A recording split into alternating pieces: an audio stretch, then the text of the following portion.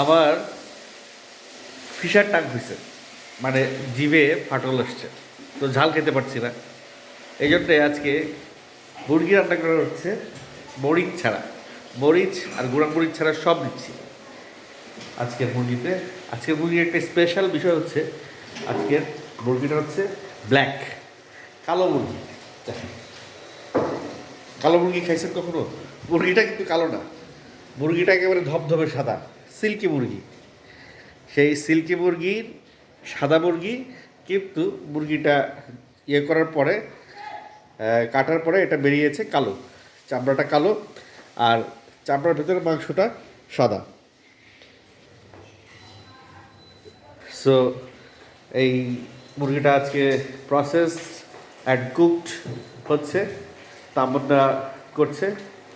সেটা কিন্তু খুবই উপাদেয় এবং ডেলিশিয়াস লাগছে।